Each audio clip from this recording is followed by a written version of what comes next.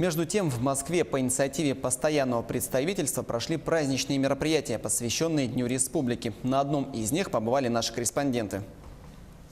В Северо-Восточном административном округе города Москвы есть улица Верхоянская, названная в 1964 году в честь полюса холода. А год назад якутяне решили уделить особое внимание данной улице и взяли шефство над Московской библиотекой номер 61, для которой сегодняшний день стал знаковым мероприятием. В канун Дня Республики для учеников 8 класса Московской школы номер 281 якутяне поставили цель рассказать как можно больше о Якутии, познакомить собравшихся с бытом и культурой народа Саха.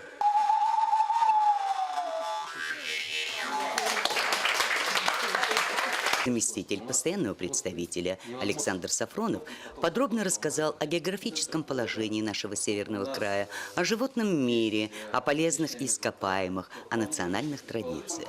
Главный советник постоянного представительства Наталья Колодезникова провела интересную викторину, где выяснилось, что школьники довольно хорошо владеют знаниями о Якутии. Было интересно услышать про Якутию, как там все устроено. Якутия – это действительно полюс холода. Интересно было познакомиться с культурой Якутии и, в принципе, много чего узнать об этом. То, что она составляет 8 Франций, и просто сама по себе является самой большой. Сегодня фонд Московской библиотеки номер 61 пополнился новыми книгами якутского издательства.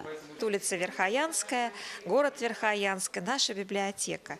Мы очень рады с вами дружить, очень рады сотрудничать. Мы хотим, чтобы наши жители знали больше о нашей стране, чтобы они любили нашу страну. Они понимали, что она очень богата и есть чем гордиться. Каждое мероприятие, проводимое постоянным представительством в учреждениях Москвы, является вкладом в имиджевую политику Республики Саха-Якутия.